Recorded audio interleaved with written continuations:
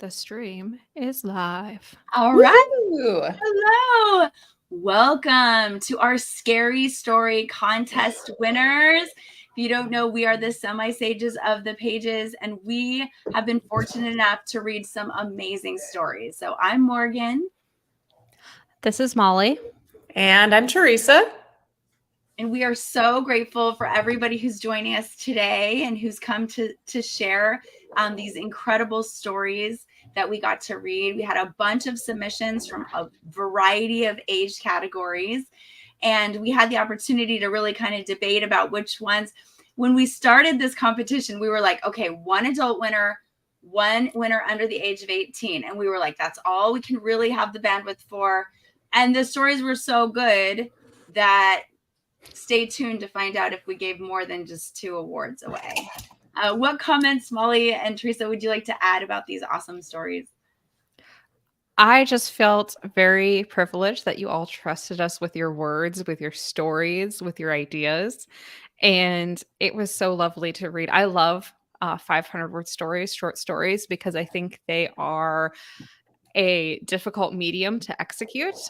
But when done well, they are just brilliant. You know, you have twists and turns, and it's just amazing. And I love it. It's like a little bonbon, like perfectly encapsulated, and you just eat it in one bite. And you're like, want more. And then you eat more. And I loved getting to learn. I think I just. No, go ahead. Go ahead. No, go ahead. Sorry. No, I was going to say, I just liked that it was spooky stuff. I love spooky stuff. I love that we did spooky stuff around Halloween. And I loved reading these late at nights over a glass of wine and kind of scaring myself a little bit. It's always fun. I loved learning from all the different styles. And I was fortunate enough to have some of my students enter. And I got to watch their stories grow through the stages and learn more about what they were doing. And it was really cool. And of course, there can only be one winner, but it was amazing to watch how much they grew. And in the process of doing that, I saw this really cool Lady Gaga interview. And she was talking about how as an early musician, she never won anything. And she would watch her friends and they were always winning contests. And she had the pain of not winning or the pain of life. And she would go home and write more songs and throw herself into the art and into the pain of life. And it made her songs better and better and better. And she's like, I don't even know where those people are today. And she said, what makes you a star sometimes is actually, or a champion or the top, is being rejected and learning and getting better and better and vowing to grow. And I just thought that's so awesome to take every opportunity to learn from other people and then as a challenge to just keep getting better. And so I hope that I can really embrace that in my own life and get better at that, because I think that's really hard for me personally. So what you're saying is the agents keep rejecting my story, but no, I think what we're saying is, I've gotten blurry. I'm the ghost now. I think what we're saying is just because if you're there and you didn't win, that doesn't mean your story doesn't add value. It does. It doesn't mean you won't win next time. You might. Just keep persevering. And this life is hard. This is a really hard life, which is why on our Discord, we have our Race for the Rejection, where we celebrate the rejections. We celebrate when people go, it was good, but not for us, because it is so hard. And it makes it just a little bit better when you've got people cheering you on for getting a rejection, because it means you tried. And rejections are a normal part of this life, completely normal. So for those of you who are in the chat right now, if you don't know about our Discord, you can get on our Discord at Semi-Sages of the Pages. And I know, Adabella, I'm not sure if you know about our Discord, but you would love it because it's got tons of writers and we're sharing what we're working on. And if you get writer's block, we can talk about that. And so if you're interested, we'd love to see you over there because we can get into more conversations. So if you're rewatching this or if you're in the chat and you're not a member of that community, we invite you there. It's positive people making changes and getting better at our craft. And with no further ado, should we just jump into the winners? Should we just go? I think so. I think we're ready. I'm just So gonna say I'm about to put a link in the chat. So if you're wondering, like, oh, how do I get there? I'm about to put one in there. Don't you worry, all. yay for the Discord, right? For the Discord, yep. Awesome. So this is it's a writing community that's active all year long. So it's not just like NaNoWriMo, which is only for a short time. Our Discord is for committed writers who are writing all the time and want to share feedback. And we'd love to have you join our community and bring your gifts there. Because if you shared a story with us, we loved all the stories we read, and we'd love to hear more from you and what your projects are and get you involved in our community more. So I am so fortunate that I get to choose the elementary winner. Yeah, you heard it right. We had an elementary submission, and we had more than one, and it was phenomenal. And so, first of all, I want to thank everyone who are starting to write early. And remember that all of our favorite authors were writing stories in elementary school. And that as we write, we get better at writing. And I have to warn the audience, this is scary. So even though it was written by a young person, get ready because it's scary. And so are we ready? Ready to just jump into reading? Okay. Reader voice on. Oh, it's darker. No. Is it too dark or is it okay? No. I tried to turn my lights off so I could be in the dark. It didn't work very well. I'm sorry. Okay.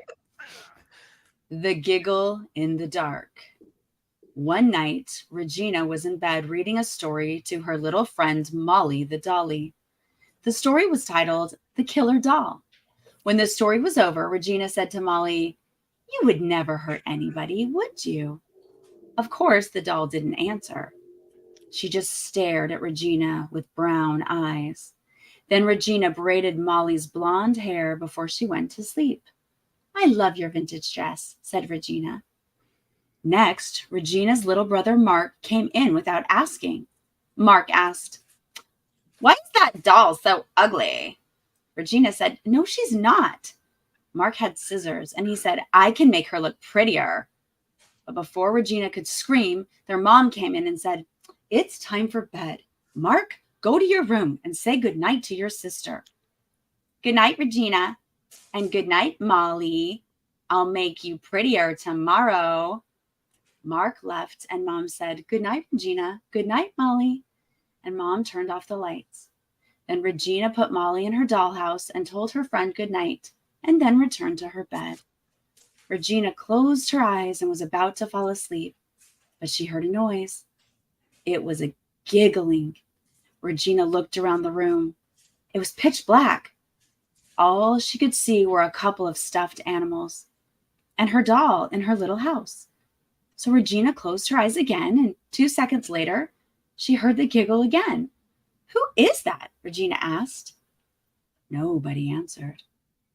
Regina was getting scared. She left her bed and went into the hallway. She entered Mom's room and saw Mom was already snoring.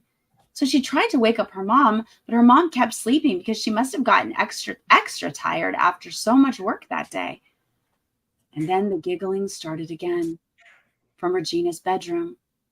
But the giggles turned into screams. Regina ran to her room and saw something awful. And after she turned on the lights, Mark was dead on the floor with scissors in his back. And next to him was the doll, and she had a smile on her face. Molly said to Regina, "Your brother sneaked in here, giggling, trying to cut off my hair, but I made him pretty instead."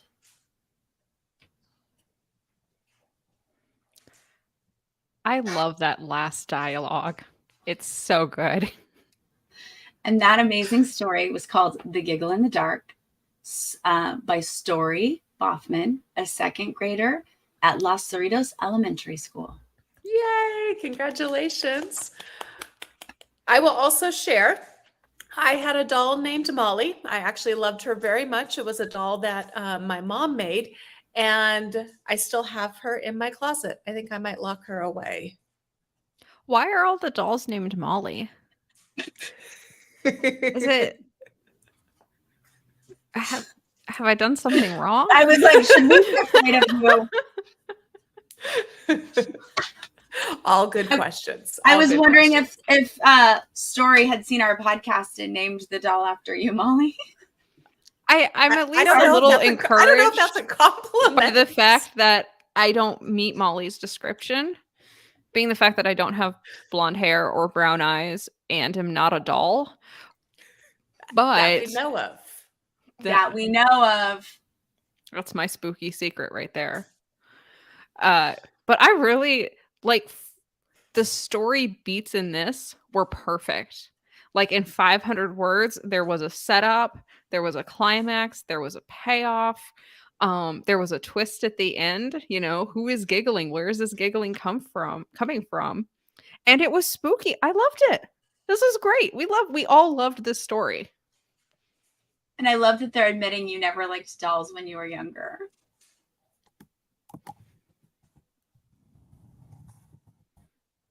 What would you say, Teresa? Yeah. Any other additions about why we loved this story, why we chose it? I think it's just kind of the twist at the end. I mean, you do kind of sort of know where the story's going to go, but it's so, I agree with the beats and I agree with the end of it. There was a very clear ending. And it wasn't a hurried ending. Sometimes you see that with flash fiction where the setup is really good and then the word count dwindles. So then there's just this quick ending. And then it doesn't have the right feel to it. So no, this was really well balanced. I love what you said there. That's such a good hint for like how we broke ties when we were actually breaking ties, even for adult. Was the tension more in the climax section or was it in the very beginning? Because we needed to be more in the climax section. Mm-hmm. So even for adult authors, I think that that's a good, we can all learn from each other. I think that's really good. Are we ready to read the next under 18 category? I think so. Okay, here we go. Deep in your mind lies a cavern of unsolved mystery. In the midst of autumn, there is a day where you can be anyone you want. Such a rare privilege is often overlooked. But the select few, the ones who truly know the blessing that it is, well, you can imagine what might happen. Beep, beep, beep, beep, beep, beep, beep, click. Carrie groans at the sound of her alarm clock blaring. She lifts herself up, not yet aware that today is Halloween, her favorite day of the year. Slinking towards the bathroom, thoughts of him surround her. A daily occurrence. Oh, Tommy, sweet, sweet Tommy. He should be outside by now, waiting for her at the front door. She smiles a bit, then goes to finish her morning routine. The car ride to school is silent, as it usually is. Carrie's parents were never the type to talk much, not even with their own daughter, not even with themselves. And when the car comes to a halt, Carrie gives them a brisk goodbye before walking past the empty front gate and straight to her homeroom. She always arrives early to school.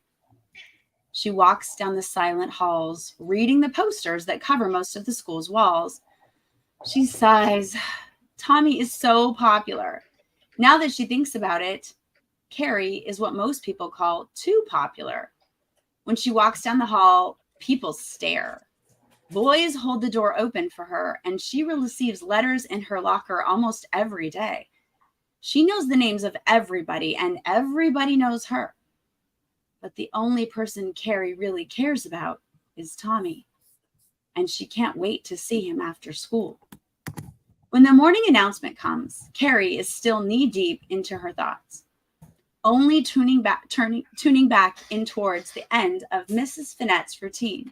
And Wildcats, we have noticed that some students have been putting inappropriate messages into the lockers of others. We ask that you stop this behavior at once, or consequences will ensue. If you have been or are a victim of these messages, please consult with Mrs. Banks immediately. Thank you. She paused for a minute before continuing her work. The day passed by, and Carrie hums as she goes back home. When she opens the front door, she heads straight to her room and walks to the closet door. She goes inside. Once inside, she drops down to the square trapdoor in the ground. She opens it and climbs down the ladder. It was finally time to see Tommy. The stench of body fluids and secretions fill the room. and in the center lay a boy, barely recognizable as one, pale and emaciated by the lack of yellow spots cover the carcass, overgrown hair coarse, drenched in his own muck. Muffled screams and broken sobs wrench out upon hearing the torturous sound of the trap door opening. Freedom, being so close, it constantly bangs on the back of his head.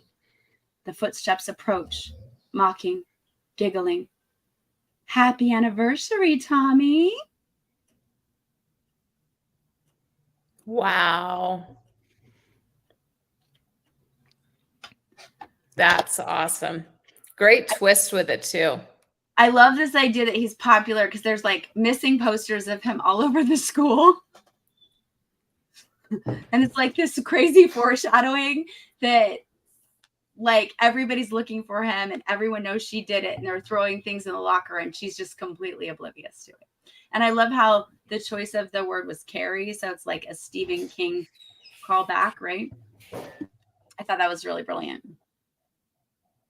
Yeah, no, I loved this. I loved the buildup. It had a great buildup.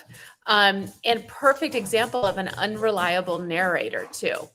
You know, you know that she's pining for Tommy and you're like, oh, you know, it's a crush. Not that she kidnapped him and hid him in the basements.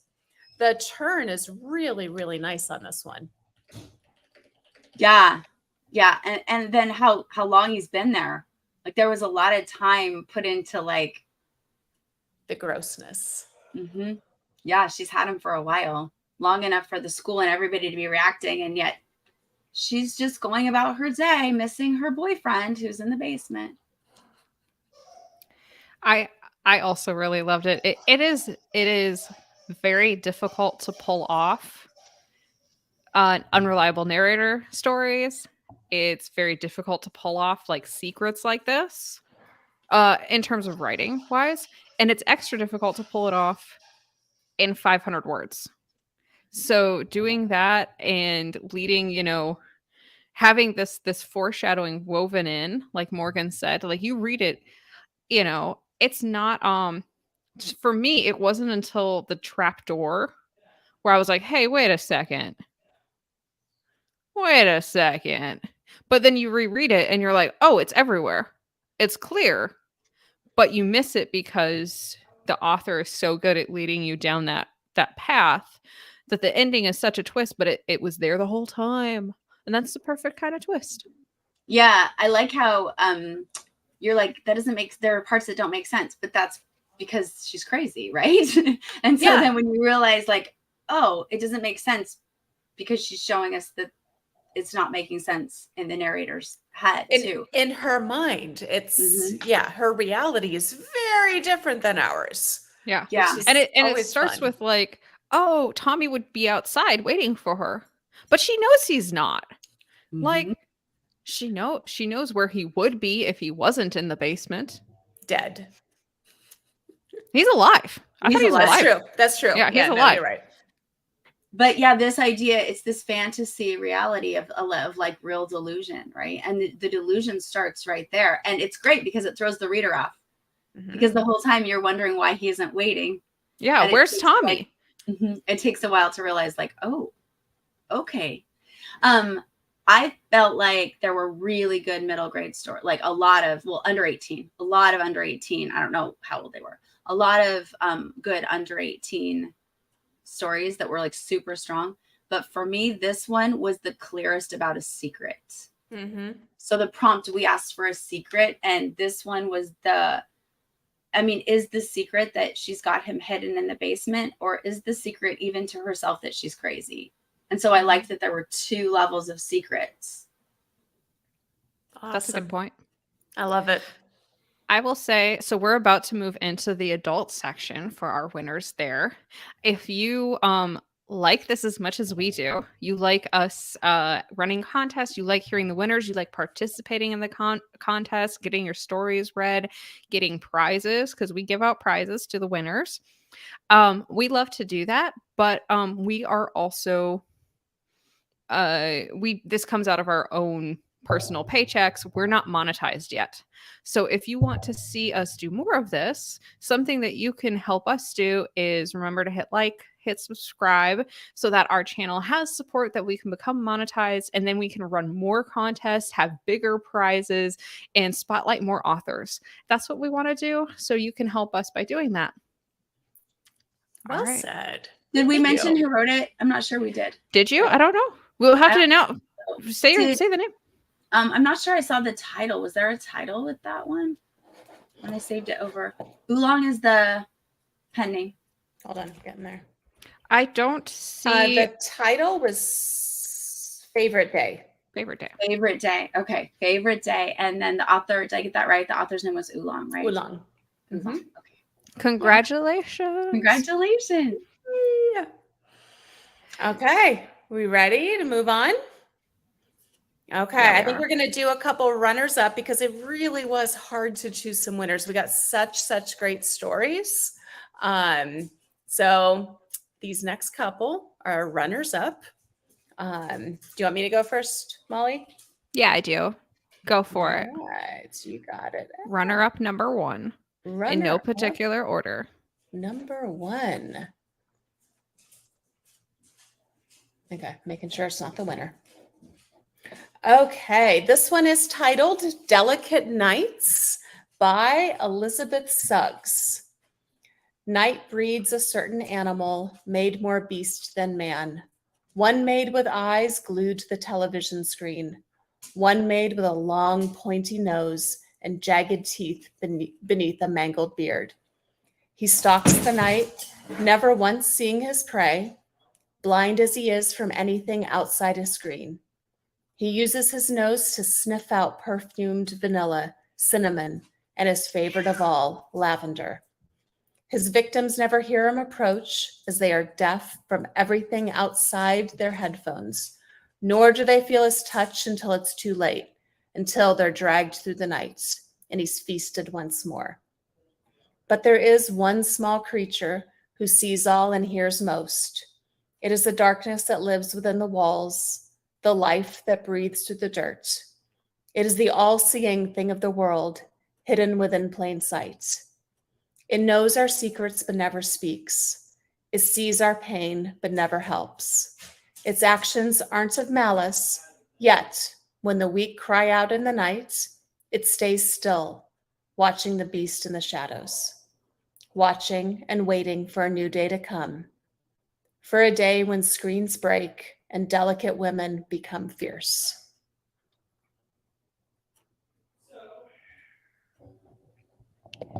For me, it's again that last line, Yeah. right? It reminds me so much. That last line just reminds me so much of Buffy. Yeah. Well, Buffy is such the fun. It's the cheerleader who's a vampire slayer, and she's a strong, powerful woman, and her arc over the episodes is to become a strong, powerful woman. Well, and the arc of the show, and especially the last season, is how do we take these delicate women and make them fierce? Yeah. There's not just one slayer. We can all rise up to fight our demons. So I like that. I like that message. Yeah. I'm a huge fan of this writer's style. Yep. So I was really swept away with the prose. Whoever this writer is, I would read anything he wrote.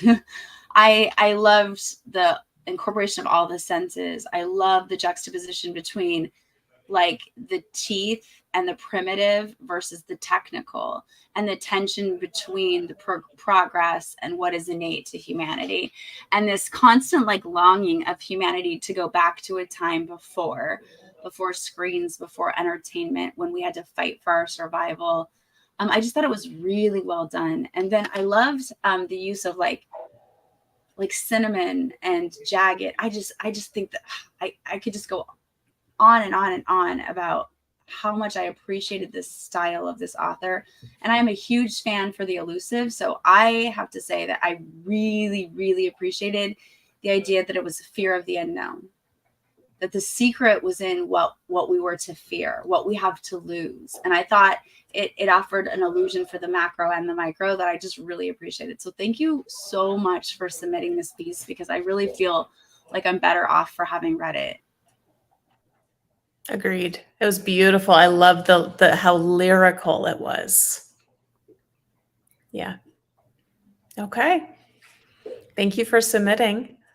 Should we do? Let's Is it do my another turn? runner-up. It is your turn. All right, so this is another runner-up. Great job. I want to say great job for all of our runner-ups. It was very close. This is why we have so many, because we couldn't pick. Well, we did pick, but it was very close. So we wanted to read more of them because we thought so many were good. All right. The title of this one is called Anniversary Surprise. Larry came home late with a big bottle of warm budget champagne in hand. Van, I'm home. He entered their modest one-bedroom apartment to find a trail of rose petals leading to the boudoir. Their marital bed was surrounded by dozens of flickering candles. Babe, he called, you outdid yourself. So romantic.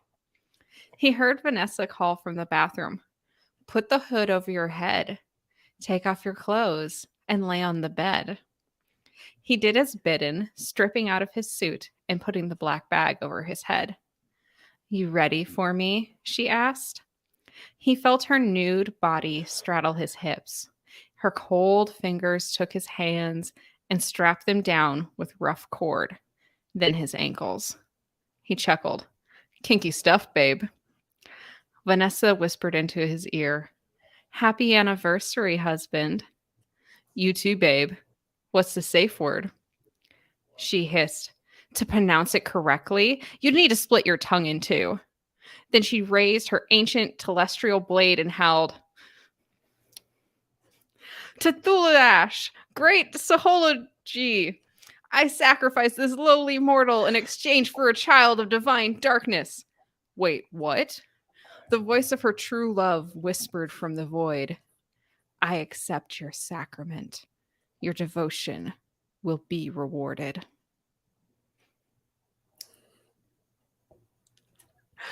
Wow.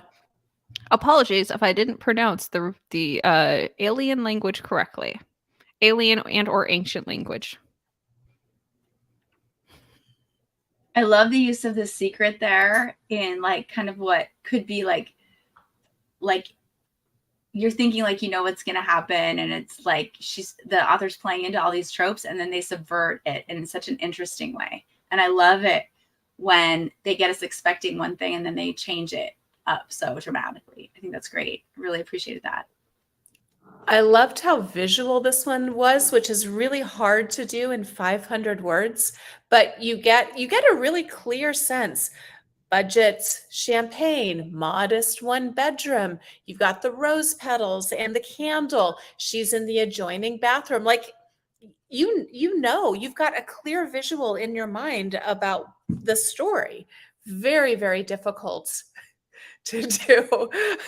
Very difficult to do. Jonathan, forgive us.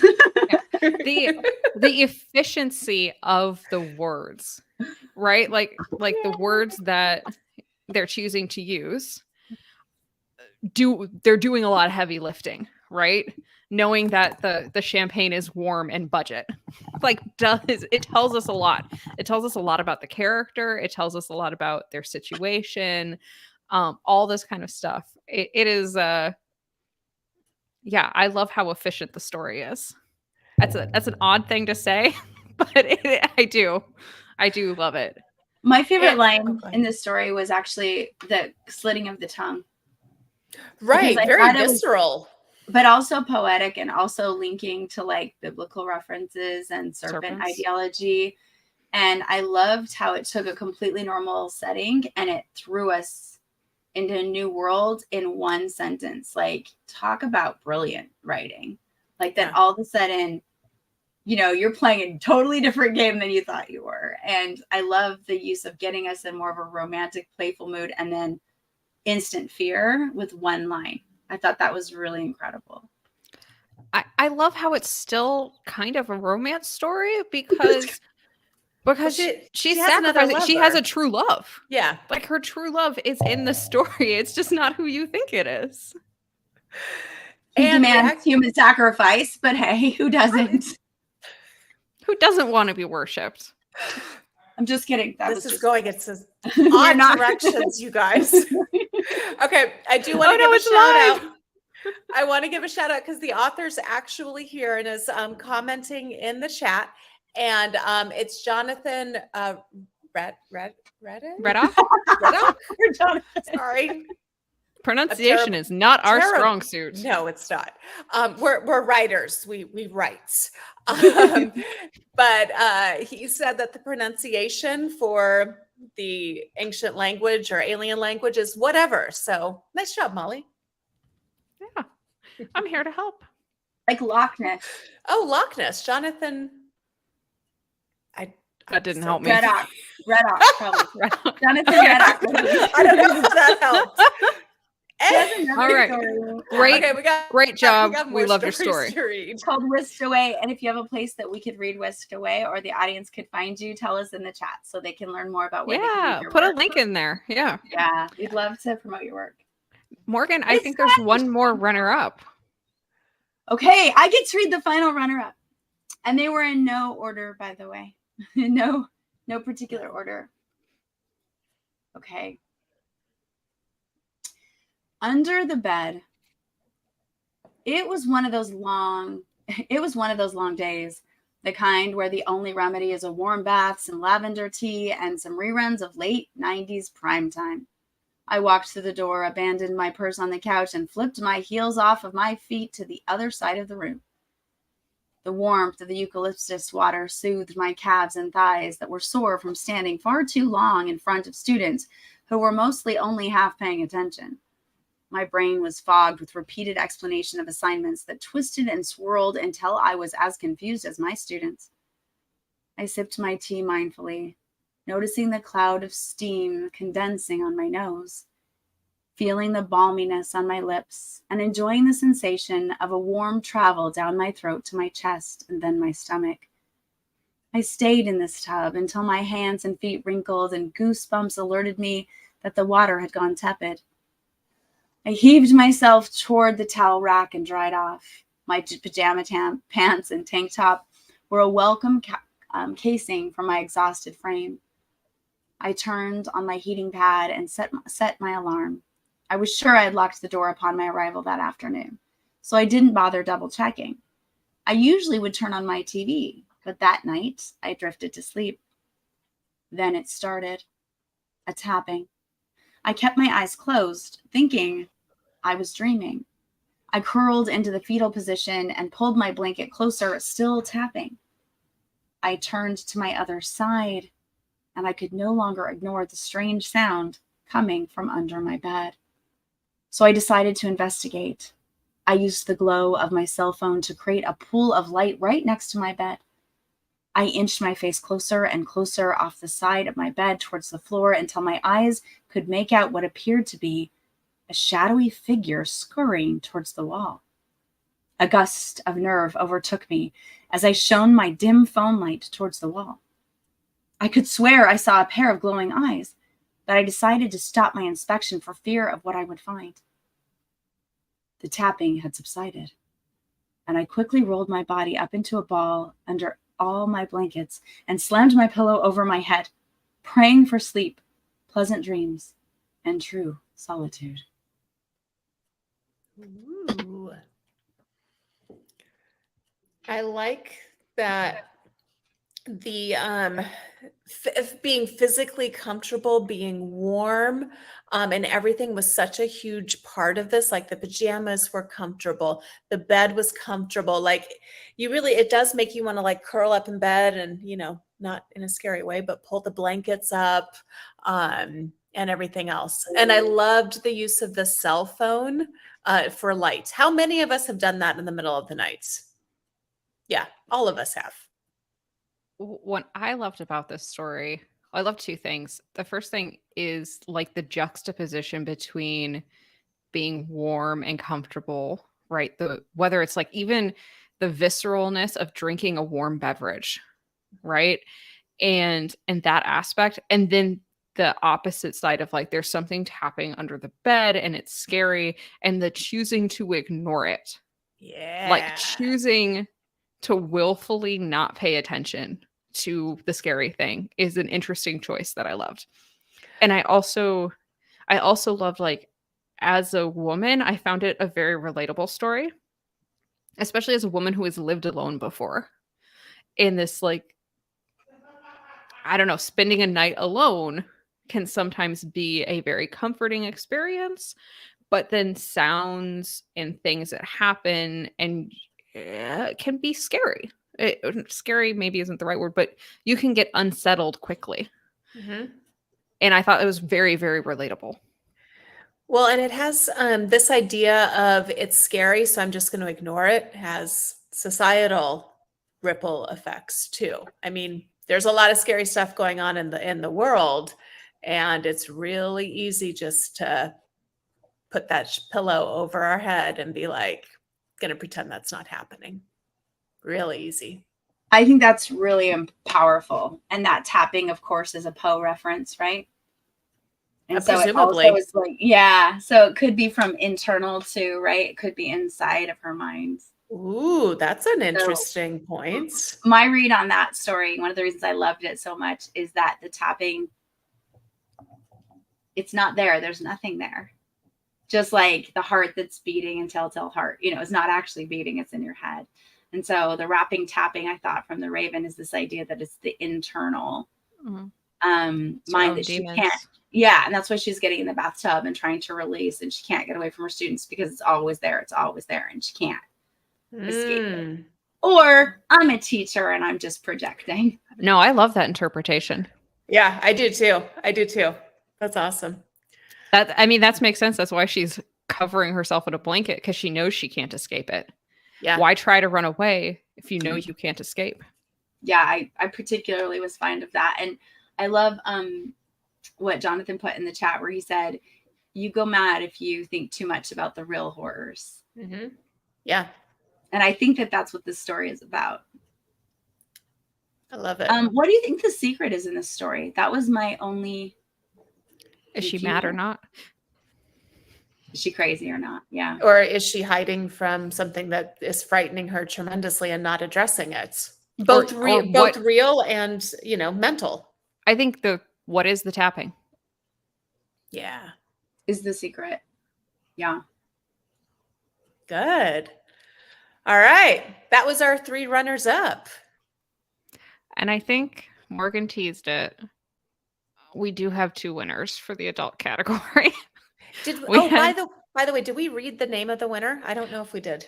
Oh, I don't think I did, because I like to wait till the end. This was written by I got to read the excerpt Under the Bed by C.L.S. Sandoval. So congratulations. C.L.S. Sandoval. Congratulations. All right. So now we're moving on to the winners. So just to be clear, prizes will go to the elementary and then under 18 that I read, and then the 2 next winners that we're reading. And the runner-ups are just honorable mentions because we loved your work and thought it was amazing, and we wanted it to have an audience. All right, Teresa, you going first or am I going first? You go first. All right. So, like we said, we have 2 winners of the adult category. In no particular order, I have the honor to read a story called An Ephemeral Blip. And FYI, there is cursing in this one. Time is a bitch. I woke up today and I was 37. I could feel it. My back ached from the cramped way I was nestled betwixt the wall and my wife of 15 years, Marjorie. The dream I'd been having lingered in my head, before churning into cosmic dust, leaving behind this emptiness, this lack of caring, this. Anyway, I couldn't attribute this feeling to anything concrete, so internally, I blamed the dream. I got up anyways, bones popping in protest as I went. Marge barely budged as I bounced out of bed, beguiled by one of her bewildering dreams. No doubt. In the kitchen, I prepared my ritual of coffee, the aroma stoking the fires of wakefulness within. Then I went to make sure my little one was awake and getting ready for school. She wasn't. Hey, I said at her door while knocking. Bus is here in 30 minutes, stinker, and you still gotta make your lunch. There was a panicked creaking of her bunk bed as a response, followed by, okay, I'm up. I waited a few more moments, only leaving after I heard her stepping down the ladder and out of bed. The coffee was still dripping, so to pass the time, I started some push ups. I'd been meaning to take my fitness more seriously, and today seemed as good as any to start. Had to shake myself out of this funk.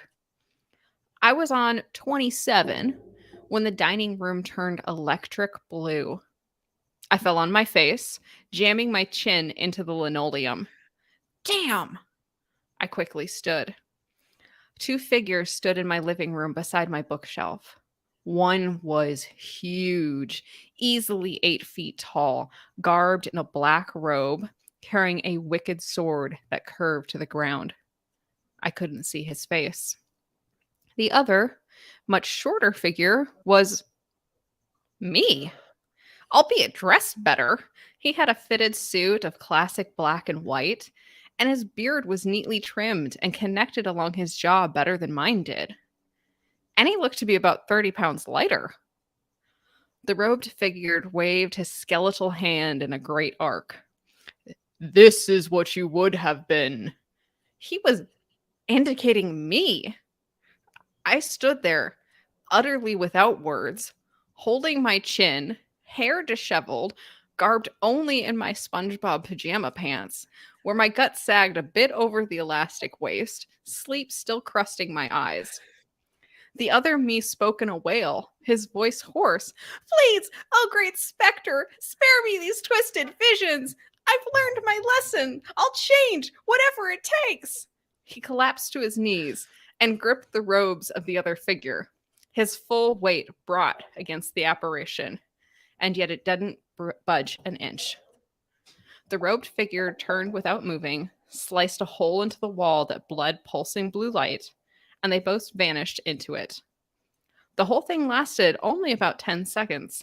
A blip. Hey! What the crap? I finally screamed. And this story, again, an ephemeral blip by KJ Shepard.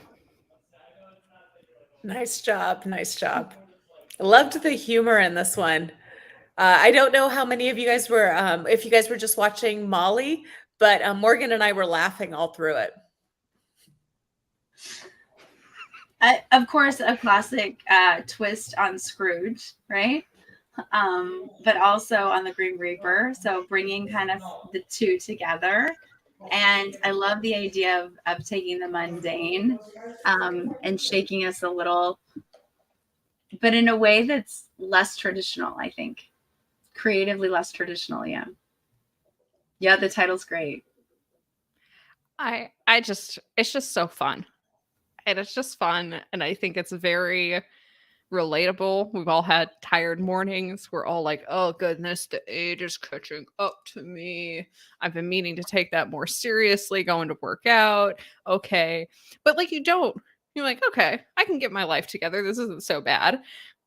And then just like, the audacity. I'm not that bad. Yeah, it's awesome. Teresa, will you read our other winner? Yeah, absolutely. Absolutely. Last, but certainly not least. All right. Our final winner. Okay. This one is the Haunted House Tour. Sabrina shifted uncomfortably in her flimsy costume and too tight corset. She was not in the mood for tonight's guests, but was at her busiest on Halloween as a tour guide for a haunted house. Did you hear that? One guy cried out, looking around to see where the groaning had come from. One young lady was clinging to her huge boyfriend. What was he going to do? Tackle the spirits? Sabrina never ceased to be amazed at how many people paid to visit a haunted house and then were surprised it was haunted. It was literally the reason they were here. She used to be more of a show woman, telling the tales with enthusiasm as she guided the group round the cold, candlelit house, ensuring she trod firmly on the creakiest floorboards and knew when to duck as objects flew around. After 38 years, though, it was hard to muster up much enthusiasm for the same ghostly activities, and she still had 12 more years left. Sabrina turned her mind back to the task at hand. Shall we make our way upstairs? She plastered on her host a smile and beckoned them up. Keep your wits about you as you make your way up. A young bride committed suicide here after finding her husband loved another. She often reenacts her death. She could feel the anticipation in the frigid night air as she led the group up the stairs, the house groaning as people ventured deeper. Then, right on cue, there was a flash of frosty white as a woman plummeted past, screaming before disappearing through the floor. Ricky, I don't like this. Let's just leave. The wide-eyed girl pleaded to her rugby-esque boyfriend. Sabrina had enough. She would not tolerate the charade like she used to and didn't have the energy to persuade the girl to say, "Oh, just take them," Sabrina said. She stepped back and watched as the floor shifted like a rolling tide, floorboards suddenly fluid. Then the floor dipped and swallowed the screaming guests. The house absorbed them, grinding their bodies and sucking their souls. That was quick, the ghost next to her said. I'm getting too old for this. You flinging yourself off the balcony spooked that woman. If she had fled, we'd be a soul down. How can you be too old? You stop aging once you die, Wailing Winnie pointed out. Sabrina shrugged. Maybe physically, but not mentally. This place is taking a toll on me. Regrets? Sabrina shook her head. 50 years of recruiting other souls for my brood of a husband to be taken and for me to be spared is still a bargain. Have you decided if you're going to move to the light or explore the earth once your debt is paid? Winnie asked. Still undecided. Winnie did not push the issue. She simply floated next to Sabrina to enjoy a quiet Halloween with their own thoughts as the house enjoyed its annual feast.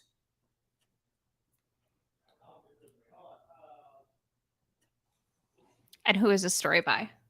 Oh, good catch. This story is by Yvonne Lang. I love the idea of the house feasting on souls. Yeah. This one had fun twists to it where you're like, wait, 38 years and another 12 to go? That's weird. This to me almost felt like the beginning of a longer story. Mm-hmm. Like there's so much more going on here that leaves you with questions that you want to know. Like, what's this contract for? What did the husband do? Like, what is she going to do next? Like, how did she get put here? What does the house do with the souls? But it was still a full, complete story. It still had a beginning, middle, and end. It just kind of just cracks this door and makes you want to see more of this other world, these other characters. Mm-hmm. For me, this story did two things really well. The characterization was good, and it juxtaposed the setting in a way that was interesting. So there's this horrible stuff going on in the setting in the exterior world, and the character doesn't care about it at all. And so that creates an interest because we don't understand. And so we're more invested in understanding. And then instead of it being like, oh, they just didn't resolve it, it gets resolved completely because they're this older soul and they've been around. And it's even, answered in the dialogue by saying, no, I'm still aging. No, I'm so over this. It's wearing on me. And so even something that's horrible can wear on you. And I think that's such an interesting idea that trauma and horror might at some point lose, become tired. I think that's very interesting. Yeah, I can see that. Yeah. You get tired of it. Fascinating. Well, I think once again, wanted to reiterate congratulations to our winners, all 4 of them. Great job on our honorary mentions and to all of the people who submitted. Again, we had so many submissions and they were so good. We really struggled how to pick. We had a rubric going on. We were weighting things. So thank you so much for trusting us with your words, for giving us a chance to share them with others. And we hope that if we do another contest, we've done multiple contests before. We'll do more again in the future. We hope you'll consider submitting again. And Morgan, bring us home here. If you have an idea for a contest you want us to do, like if you're interested, I found a way to make it so the audience could vote. So if you think a poetry contest for Thanksgiving or a Christmas story would be cool, or you have any ideas like that, tell us in the chat. We would be so excited to do another contest. Please share this with your friends and get people to subscribe and like, and join us on Discord so we can grow our community. You're all great writers. We're so appreciative of getting to read your stuff and that you shared it with us. So thank you so much. Thank you, everybody. Really appreciate it. Happy Halloween. Bye. Feliz Dia de los Muertos. Happy Samhain. Take care. Yeah. I don't know, when is this over? I'm going to end it right now. Oh, we're not ended yet. I'll just keep waving.